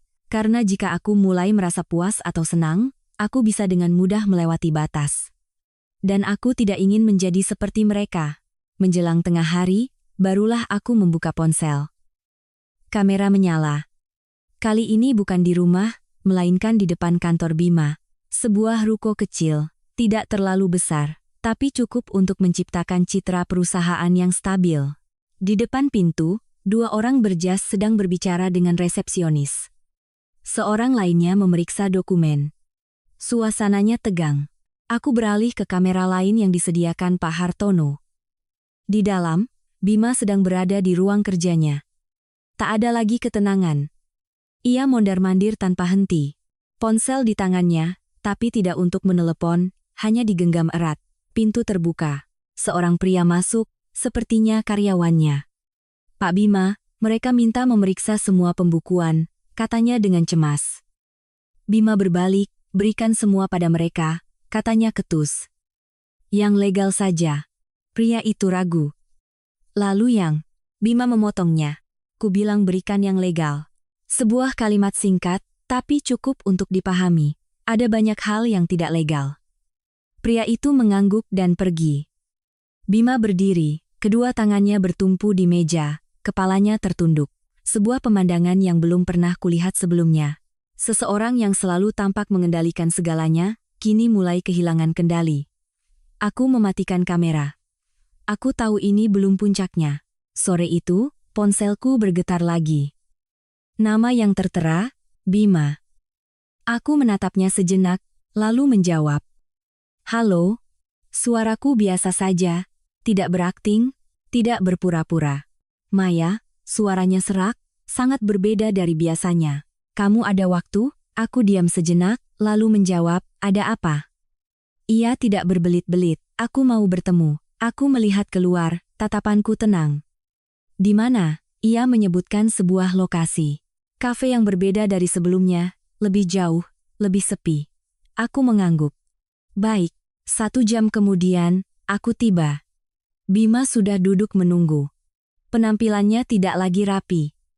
Kemejanya kusut, dasinya miring, matanya punya lingkaran hitam. Aku duduk di hadapannya, tidak bertanya, menunggunya bicara. Bima menatapku lama sekali, seolah mencari sesuatu. Kamu sudah berubah, katanya. Aku tidak menyangkal. Iya, ia tersenyum tipis, tapi senyum itu tak lagi percaya diri. Aku sampai tidak mengenalimu lagi. Aku menatap lurus. Kalau begitu, Mas harus mulai membiasakan diri. Sebuah kalimat tanpa maksud mengejek, tapi cukup untuk menciptakan jarak. Bima terdiam, lalu berkata, Maya, aku sedang dalam masalah. Aku tidak terkejut, hanya mengangguk. Iya, ia menatapku, seolah menunggu reaksi, tapi aku tidak bertanya lebih jauh. Akhirnya, ia harus mengatakannya sendiri. Perusahaan diperiksa. Bank menagih utang. Rumah disegel. Setiap kalimat pendek dan berat. Aku mendengarkan tanpa menyela. Aku butuh uang. Akhirnya ia berkata. Aku menatapnya. Berapa? Ia tidak langsung menjawab, seolah menimbang-nimbang. Lalu ia berkata, 3 miliar. Angka yang tidak kecil. Aku mengangguk. Aku tidak punya, jawabku langsung, tanpa ragu. Bima mengepalkan tangan. Maya, aku tahu kamu punya. Aku sedikit mengerutkan kening. Mas pikir aku dapat dari mana? Ia menatapku, sorot matanya berbeda, bukan lagi lembut, melainkan penuh curiga. Rumah itu, katanya perlahan, tidak sesederhana itu, aku tidak menghindar. Lalu, ia diam, seolah menungguku mengaku, tapi aku tidak bicara. Akhirnya, ia memukul meja pelan. Maya, aku tidak mau memperpanjang masalah, tapi kalau kamu menyembunyikannya, aku memotongnya. Mas mau apa? Suaraku tetap tenang, tapi tatapanku tidak lagi sama. Bima tertegun, seolah sadar bahwa orang di hadapannya bukan lagi Maya yang dulu. Ia merendahkan suaranya. Aku hanya butuh uang. Nanti akan kuganti. Aku menatapnya sejenak, lalu bertanya, Mas mau ganti pakai apa? Ia tidak bisa menjawab, karena ia sendiri tidak tahu. Aku berdiri, tak ingin berlama-lama. Aku tidak punya apa-apa untuk membantumu. Dan aku juga tidak punya kewajiban lagi. Aku berbalik, tidak menunggunya bicara lagi. Di belakang, ku dengar suara kursi ditarik kasar, tapi aku tidak berhenti. Melangkah keluar dari kafe, angin berembus dingin tapi jernih. Aku tahu, sekarang ia akan mulai benar-benar curiga. Dan ketika kecurigaan sudah muncul, segalanya akan hancur lebih cepat. Aku mengirim pesan pada Pak Hartono. Umpan sudah ditelan. Hanya itu. Lalu aku mematikan ponsel dan tidak menoleh lagi. Setelah pertemuan hari itu, aku tahu betul satu hal. Bima telah mencapai batas terakhirnya. Tak ada lagi jalan keluar, tak ada lagi topeng yang cukup kuat untuk menutupi kepanikan di dalam dirinya. Dan ketika seseorang terdesak sampai titik itu, mereka tidak akan lagi berpikir dengan akal sehat, melainkan bertindak berdasarkan naluri. Dan naluri Bima adalah tidak mau menerima kekalahan. Aku tidak langsung kembali ke hotel. Aku berjalan cukup jauh untuk menenangkan pikiranku. Karena aku paham, langkah selanjutnya akan menjadi yang paling berbahaya. Bukan berbahaya bagiku, tapi berbahaya bagi apapun yang tersisa di antara 3 orang yang pernah terikat selama 10 tahun. Karena mulai saat ini, tidak akan ada lagi yang disembunyikan. Malam itu, aku menerima sebuah panggilan. Bukan dari Bima, tapi dari seseorang yang sudah kuduga, Rani. Aku menatap layar ponsel, tidak terkejut, hanya menghela napas pelan, lalu menjawab. Halo, suaraku tenang. Kak Maya. Suara Rani tidak lagi bisa menjaga kelembutannya. Ada nada tergesa-gesa dan panik. Kakak di mana? Aku tidak menjawab langsung. Ada apa? Ia terdiam sejenak, lalu berkata cepat, kakak datang ke rumah lama. Ya. Kami perlu bicara dengan kakak. Aku melihat keluar jendela. Langit malam gelap, tanpa bulan, hanya diterangi lampu jalan. Sekarang? Tanyaku. Iya. Suaranya semakin mendesak. Sekarang juga. Aku terdiam beberapa detik, lalu berkata, baik. Aku menutup telepon. Tidak terburu-buru, tidak panik. Aku hanya berganti pakaian, mengambil tas, lalu pergi. Ketika aku tiba, rumah lama itu sudah sangat berbeda. Tidak lagi sunyi seperti sebelumnya, melainkan seperti tempat yang baru saja dilanda badai. Pintu terbuka lebar, lampu di dalam menyala terang. Suasananya begitu tegang hingga terasa bahkan sebelum aku melangkah masuk. Aku masuk. Bima berdiri di tengah ruangan. Rani di sampingnya. Mereka tidak lagi berdiri berdekatan, melainkan terpisah oleh jarak yang cukup untuk menunjukkan bahwa sesuatu telah retak. "Kamu datang," kata Bima. Suaranya rendah, tidak lagi berakting. Aku mengangguk. "Ada apa?" Tak ada lagi basa-basi. Bima melangkah maju, menatapku lurus. "Ada apa di rumah ini?" Pertanyaan langsung, tanpa menghindar. Aku menatapnya balik. "Menurut Mas, ada apa?" Ia mengepalkan tangan. "Jangan berbelit-belit. Aku sudah menggali semuanya." "Tidak ada apa-apa." Aku mengangguk. Kalau begitu, memang tidak ada apa-apa. Sebuah jawaban yang membuat suasana semakin tegang. Rani melangkah maju, tak tahan lagi. "Kakak jangan pura-pura lagi." Suaranya meninggi. Untuk pertama kalinya, aku melihatnya kehilangan kendali. "Kakak tahu, kan? Kakak tahu pernah ada apa di bawah sana." Aku menoleh padanya. "Kamu sudah lihat?" Ia terdiam. "Lihat apa?" "Kamu sudah lihat emasnya?" tanyaku. Suaraku pelan, tapi jelas. Rani terdiam, tak bisa menjawab, karena ia memang belum pernah melihatnya. Bima menyela. "Tapi ada jejaknya. Ada orang yang sudah mengambilnya." Aku mengangguk. "Iya. Mungkin saja." Sebuah jawaban yang tidak mengiyakan, tidak juga menolak, tapi membuat mereka semakin bingung. Bima melangkah lebih dekat. "Itu kamu, kan?" Tatapannya saat ini bukan lagi curiga, melainkan menuduh. Aku menatapnya lama sekali, lalu bertanya. "Kalau memang aku, kenapa?" Ia tertegun, tak menyangka aku akan menjawab seperti itu. "Kalau begitu, kamu harus mengembalikannya padaku." Suaranya menajam. "Itu harta Gonogini." Aku tertawa. Kali ini, tak kutahan. Tawa yang jelas. "Gonogini?" tanyaku. "Mas pakai dasar apa untuk bilang itu Gonogini?" Bima terdiam. Aku melangkah mendekat, tidak cepat, tapi cukup dekat. "Mas lupa? Mas yang mengusirku dari rumah. Mas yang membiarkanku pergi dengan tangan hampa. Sekarang Mas bilang itu harta Gonogini?" Setiap kata ku ucapkan dengan jelas. Tidak meninggikan suara, tapi cukup berat. Rani berdiri di samping, diam. Tapi aku bisa melihat sorot matanya berubah. Ia mulai mengerti, atau setidaknya mulai meragukan Bima. Bima tidak mundur, tapi juga tidak maju. Ia berdiri di sana, seolah mencari-cari alasan, tapi tak ada. Akhirnya, ia berkata, "Aku butuh uang." Sebuah kalimat tanpa topeng, tanpa harga diri, hanya kebutuhan. Aku menatapnya. Tidak benci, tidak dendam. Hanya merasa asing. "Aku tidak punya." Kataku untuk kedua kalinya, tapi kali ini lebih tegas. Rani tiba-tiba angkat bicara. "Pasti kakak yang punya," suaranya rendah tapi yakin. Aku menoleh padanya. "Kamu yakin?" Ia menatapku, tidak menghindar. "Kakak bukan orang yang mudah menyerah begitu saja. Kakak tidak mungkin membiarkan kami mengambil semuanya lalu pergi." Aku mengangguk. Benar. Aku memang bukan orang yang mudah menyerah. Keheningan yang sangat panjang menyelimuti kami. Tak ada yang bicara, hanya saling menatap. 3 orang, 3 arah, 3 pikiran. Akhirnya, aku berbalik, tak ingin melanjutkan. "Masalah kalian, selesaikan sendiri," kataku, lalu melangkah keluar. Tak ada yang menahan, tak ada yang memanggil. Aku berjalan lurus keluar, menutup pintu. Di belakangku, ada sebuah rumah yang sedang runtuh dan 2 orang yang berdiri di atas puing-puingnya. Aku tidak menoleh, karena aku tahu, mulai saat ini, mereka akan menyelesaikan sisanya sendiri. Aku meninggalkan rumah itu tanpa menoleh ke belakang. Langkahku tidak cepat, tidak juga lambat, hanya teratur, seperti cara seseorang meninggalkan tempat yang bukan lagi miliknya. Anehnya, kali ini aku tidak merasa berat, tidak menyesal, dan tidak lagi merasakan kekosongan seperti saat keluar dari pengadilan. Sebaliknya, Hatiku terasa begitu jernih dan tenang, seperti seseorang yang baru saja menutup sebuah babak panjang dalam hidupnya.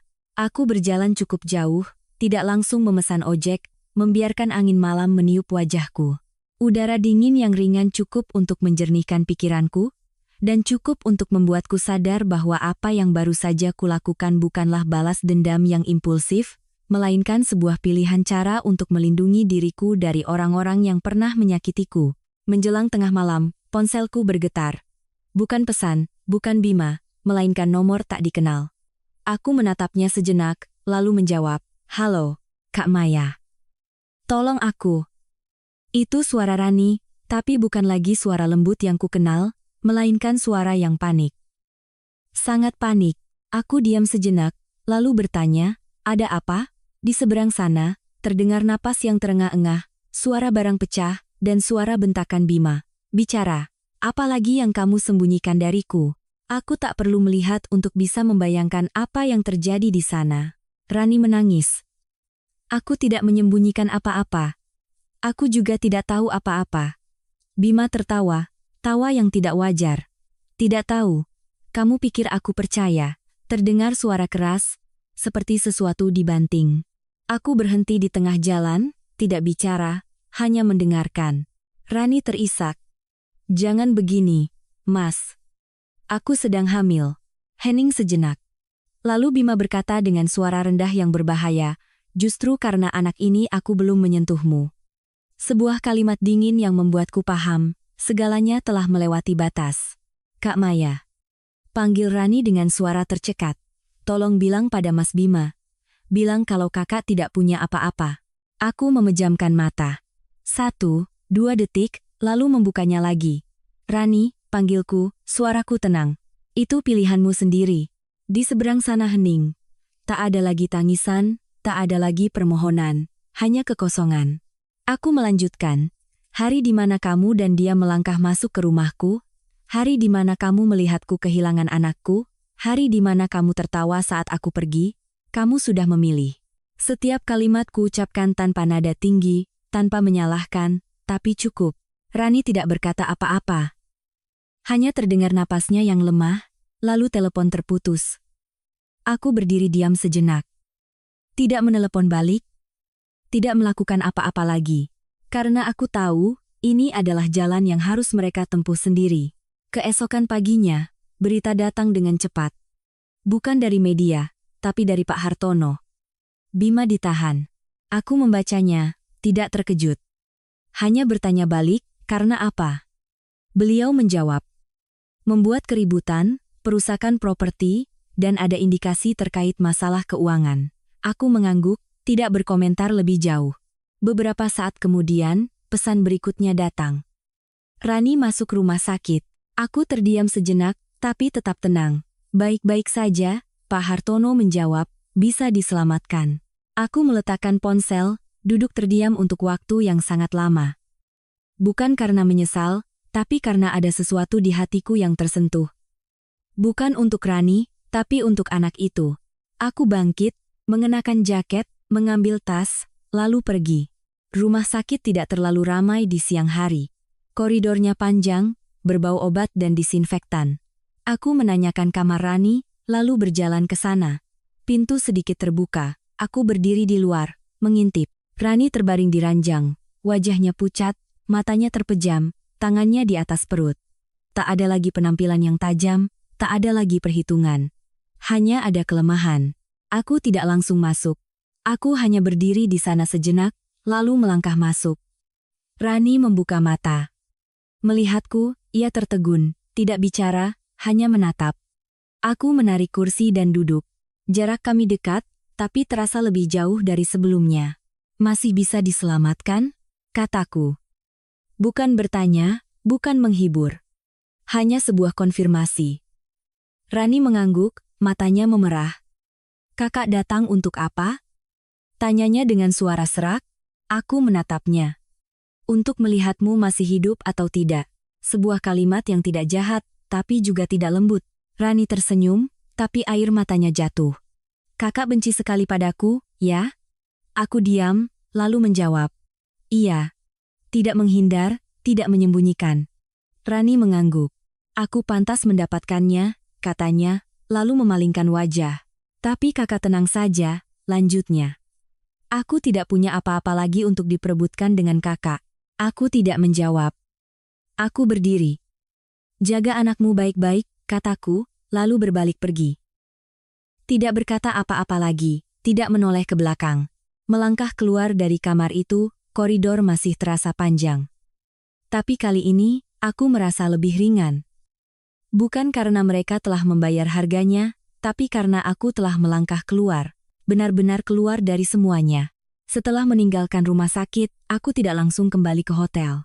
Aku berjalan perlahan di sepanjang jalan, di mana pepohonan berjejer rapi, daun-daun kering berguguran, dan sinar matahari sore menerobos sela-sela dedaunan, menciptakan berkas cahaya yang terputus-putus. Pada saat itu, aku tiba-tiba menyadari sesuatu yang selama ini luput dari perhatianku. Kehidupan di luar sana terus berjalan dengan sangat normal. Hanya aku yang baru saja melewati badai besar, sementara segala sesuatu di sekitarku tetap damai seolah tak terjadi apa-apa. Aku berhenti di sebuah bangku taman, duduk, meletakkan kedua tangan di lutut, dan merasa rileks. Aku tidak berpikir terlalu banyak, karena aku paham, ada hal-hal yang tak perlu dipikirkan sampai tuntas, tak perlu dianalisis benar atau salahnya. Cukup diterima bahwa itu telah terjadi, dan aku telah melewatinya. Ponselku bergetar pelan. Pesan dari Pak Hartono. Bima ditahan selama 3 hari untuk penyelidikan lebih lanjut. Aku membacanya, tidak terkejut, hanya mengangguk. Beberapa saat kemudian, pesan kedua datang. Keluarganya sedang mencari cara untuk membantunya. Aku menatap barisan kata itu. Pikiranku melayang pada Ibu Bima, wanita yang dulu sering menatapku dengan tatapan tidak suka, yang pernah berkata aku tidak pantas untuk putranya, yang menganggapku sebagai beban. Dan pada akhirnya, putranya lah yang membuat seluruh keluarga harus menundukkan kepala untuk meminta bantuan. Aku tidak tertawa, tidak merasa puas. Aku hanya merasa, adil. Segalanya punya harga. Aku bangkit dan berjalan lagi. Kali ini, aku memutuskan untuk tidak kembali ke hotel, melainkan langsung menuju tempat yang sudah lama tidak kuinjak sejak ibu meninggal. Rumah lama itu, bukan untuk mencari sesuatu, tapi untuk mengakhiri. Gerbangnya masih sama, tapi di dalamnya sudah berbeda. Tak ada lagi suara pukulan, tak ada lagi orang. Hanya tersisa retakan, dinding yang terkelupas, lantai yang berantakan, dan keheningan yang sangat khas. Seperti setelah badai besar berlalu, yang tersisa hanyalah akibatnya. Aku melangkah masuk, berjalan perlahan. Tidak terburu-buru, tidak takut. Melewati ruang tamu, koridor, lalu berhenti di depan jalan, menuju ruang bawah tanah. Aku berdiri di sana sejenak, menatap kegelapan di bawah. Tapi kali ini, tidak lagi menakutkan. Aku menyalakan senter ponsel dan turun. Ruangan itu masih sama seperti pertama kali. Bedanya, hatiku tidak lagi panik. Aku berjalan lurus ke altar ibu. Masih di sana, masih tenang. Aku meletakkan tangan di atas meja, mengusap debu tipis, lalu berdiri tegak menatap fotonya. Bu, bisikku pelan, Maya sudah selesai. Tidak ada air mata, tidak ada isak tangis. Hanya sebuah kalimat yang sangat ringan, tapi cukup. Aku berdiri di sana sejenak, lalu berbalik. Tidak membuka apapun, tidak melihat lagi barang-barang yang sudah dipindahkan. Karena aku tahu, apa yang perlu diambil sudah kuambil, dan apa yang perlu ditinggalkan, sudah kutinggalkan. Ketika aku menaiki tangga kembali, cahaya dari luar menerpa mataku, membuatku sedikit menyipit.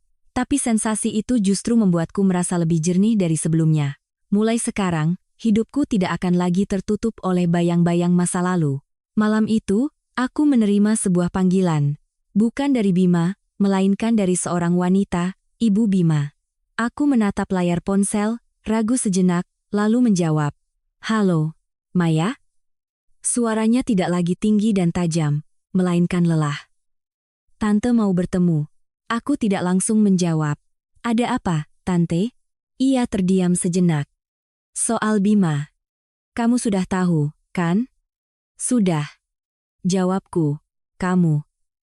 Ia berhenti, seolah menimbang setiap kata. Bisa bantu dia? Aku memejamkan mata sejenak, lalu membukanya.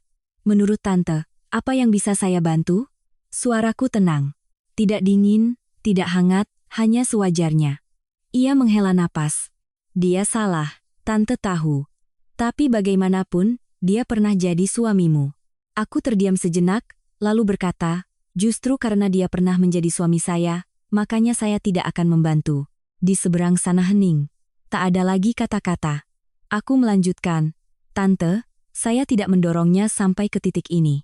Saya hanya tidak menariknya kembali. Sebuah kalimat yang sangat ringan, tapi jelas. Ia tidak berkata apa-apa lagi, hanya menghela napas, lalu menutup telepon. Aku meletakkan ponsel, duduk terdiam. Tidak berpikir, tidak menganalisis. Karena aku tahu, segalanya telah berakhir hampir sepenuhnya. Hanya tersisa satu langkah terakhir untuk menutup semuanya. Aku berdiri lama sekali di depan lubang ruang bawah tanah, tempat yang pernah menjadi rahasia terbesar yang dibawa ibu seumur hidupnya. Cahaya dari jendela yang pecah di belakang menyorot miring, memanjangkan bayanganku hingga ke dasar kegelapan. Pada saat itu, aku tiba-tiba mengerti. Ada hal-hal yang bukan untuk disimpan atau diperebutkan, melainkan untuk dilepaskan seperti cara seorang ibu yang diam-diam mengubur masa lalunya hanya untuk memberikan kedamaian pada anaknya. Setelah semua yang terjadi, pernikahan yang hancur, pengkhianatan Bima, siasat Rani, hingga ruang bawah tanah yang penuh emas dan permata, hal yang benar-benar mengubahku bukanlah uang, melainkan kebenaran. Kebenaran tentang ibu, tentang apa yang telah ia lalui, dan tentang caranya memilih untuk mengakhiri segalanya dalam diam. Aku berbalik dan berjalan pergi. Langkahku pelan tapi mantap, tak lagi menoleh ke belakang. Karena di belakangku bukan lagi sebuah rumah, melainkan sebuah masa lalu yang telah menyelesaikan perannya. Bima berdiri di sana. Wajahnya masih syok setelah semua yang terjadi, matanya penuh kebingungan dan penyesalan, tapi sudah terlambat. Ada kesalahan yang tidak bisa diperbaiki, hanya dengan permintaan maaf. Dan ia pun tahu itu, jadi ia hanya diam, tak berani memanggil namaku. Rani berbeda. Ia memeluk perutnya, matanya merah, tak ada lagi ketajaman seperti dulu.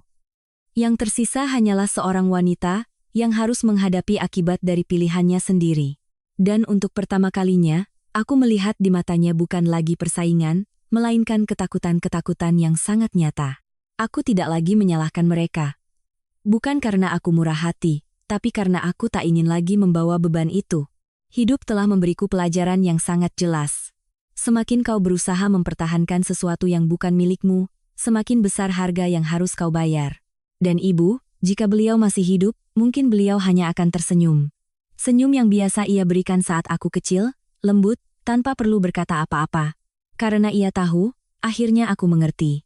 Beberapa bulan kemudian, rumah tua itu resmi dibongkar total, tak menyisakan jejak ruang bawah tanah itu lagi. Semuanya diserahkan kepada pihak berwenang. Harta di dalamnya pun diinventarisasi dan diproses, sesuai hukum yang berlaku. Aku tidak menyimpan satu pun, karena aku tahu, jika ku simpan, aku akan kembali terseret ke masa lalu. Aku pindah ke sebuah rumah kontrakan yang lebih kecil. Tidak besar, tidak indah, tapi cukup hangat dan tenang untuk memulai kembali. Aku melamar pekerjaan dari awal. Bukan karena tak punya pilihan lain, tapi karena aku ingin membangun kembali segalanya dengan tanganku sendiri, sedikit demi sedikit, seperti yang pernah dilakukan ibu. Ada hari-hari yang melelahkan. Ada malam-malam di mana aku hanya menatap langit-langit kamar. Tapi tak ada lagi rasa putus asa. Yang ada hanyalah ketenangan yang belum pernah kurasakan sebelumnya. Suatu sore, aku mendapat kabar bahwa Rani telah melahirkan. Aku ragu cukup lama sebelum memutuskan untuk datang ke rumah sakit. Saat aku masuk ke kamarnya, Rani terbaring di sana. Wajahnya pucat, tapi sorot matanya jauh lebih lembut. Bayi mungil di sampingnya tertidur pulas. Ia menatapku, tidak langsung bicara, hanya mengangguk pelan sebagai sapaan. Aku pun tidak banyak bicara, hanya berdiri sejenak, lalu meletakkan sebuah kantong kecil di meja beberapa perlengkapan bayi. Jaga anakmu baik-baik, kataku sangat pelan. Rani menangis. Bukan tangisan yang keras, melainkan air mata sunyi yang seolah menumpahkan semua beban yang selama ini ia pendam. Aku tidak tinggal lama, karena ada jarak yang, meski telah dimaafkan, tak perlu sepenuhnya dihapuskan. Keluar dari rumah sakit, hari sudah senja. Lampu-lampu jalan mulai menyala, arus manusia masih sama sibuknya. Dan aku sadar, Hidup ini akan terus berjalan, apapun yang terjadi. Bima, kudengar ia telah meninggalkan kota. Tak ada yang tahu kemana ia pergi atau apa yang ia lakukan. Mungkin itu cara terbaik baginya untuk menghadapi dirinya sendiri. Sedangkan aku tetap di sini, menjalani hidup yang sangat biasa, tidak kaya, tidak glamor, tapi cukup untuk membuatku merasa ringan setiap bangun di pagi hari. Ada yang bertanya padaku, jika bisa kembali ke masa itu, apakah aku akan memilih jalan yang berbeda? Aku hanya tersenyum, karena tanpa semua yang telah terjadi, aku tidak akan pernah mengerti nilai dari sebuah kedamaian. Dan jika harus memilih lagi, mungkin aku akan tetap menempuh jalan yang sama. Hanya saja, kali ini, aku akan melepaskannya lebih awal. Hidup tidak selalu adil, tapi ia selalu punya cara untuk menyeimbangkan dirinya. Siapapun yang mengambil sesuatu darimu, suatu saat akan membayarnya kembali dengan cara lain. Dan terkadang, yang kau dapatkan kembali bukanlah uang, melainkan pribadi baru yang lebih kuat, lebih sadar, dan lebih menghargai hal-hal sederhana. Aku berjalan perlahan di jalan yang familiar. Angin sore berembus lembut, membawa aroma yang sangat kukenal, yang pernah kucium di dapur tua ibu. Dan untuk pertama kalinya setelah bertahun-tahun, aku merasa benar-benar telah pulang.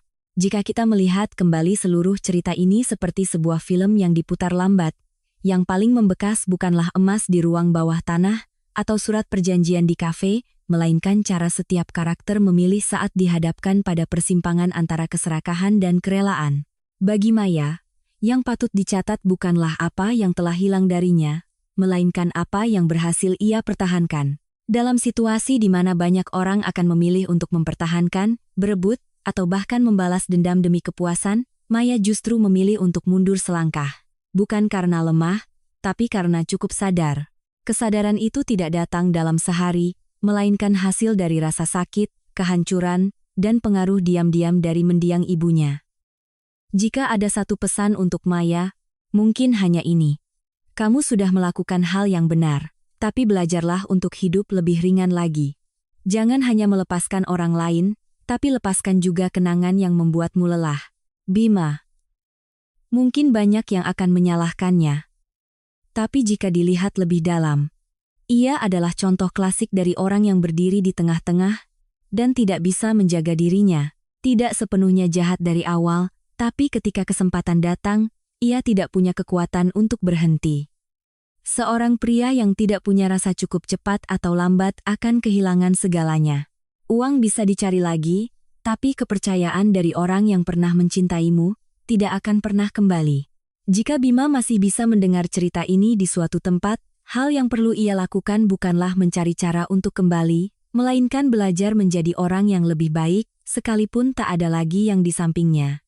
Rani adalah karakter yang membuat kita kesal sekaligus berpikir. Karena di dunia nyata, tidak sedikit orang sepertinya merasa lebih pintar, lebih cepat, sehingga bisa mengambil jalan pintas. Tapi hidup ini tidak punya jalan pintas yang gratis. Setiap pilihan ada harganya. Rani telah membayarnya, bukan dengan uang, tapi dengan kedamaian batin. Sebagai seorang ibu, ia masih punya satu kesempatan, membesarkan anaknya menjadi orang baik, agar tidak mengulangi kesalahan yang sama. Itu adalah tanggung jawab sekaligus cara untuk menebus sebagian kesalahannya. Karakter ibu mungkin yang paling membuat saya berpikir. Seorang wanita yang hidup dalam diam, menyimpan rahasia besar bukan untuk memperkaya anaknya, tapi untuk melindunginya dari godaan. Pada akhirnya, yang ia wariskan bukanlah emas, melainkan sebuah pelajaran. Ada hal-hal yang jika diketahui belum tentu baik, dan ada hal-hal yang jika hilang justru menjadi sebuah kelegaan. Bagi siapapun yang membaca atau mendengar cerita ini, saya hanya ingin mengatakan satu hal yang tulus, jangan biarkan keserakahan menuntun keputusanmu. Karena ketika kau mulai berpikir, hanya sekali ini saja, kemungkinan besar itu adalah langkah pertama dari rangkaian kesalahan panjang yang tidak bisa kau hentikan. Hiduplah sedikit lebih lambat, berpikirlah sedikit lebih lama, dan perhatikan baik-baik apa yang sudah kau miliki. Terkadang, hal yang paling berharga bukanlah seberapa banyak yang kau punya, melainkan seberapa banyak yang masih bisa kau pertahankan. Dan jika kau berada dalam sebuah hubungan yang membuatmu ragu, lelah, dan harus mengorbankan terlalu banyak, beranikan dirimu untuk melihatnya kembali. Tidak selamanya mempertahankan itu benar. Terkadang, melepaskan adalah cara untuk mempertahankan dirimu sendiri. Jika cerita ini menyentuh sebagian dari hidup Anda, tetaplah bersama kami. Di sini, kita tidak hanya bercerita, tapi juga bersama-sama merenungi hati manusia, merenungi diri sendiri, agar bisa hidup sedikit lebih baik, sedikit lebih sadar. Karena pada akhirnya, dunia ini tidak kekurangan orang pintar, tapi sangat membutuhkan orang yang tahu kapan harus berhenti.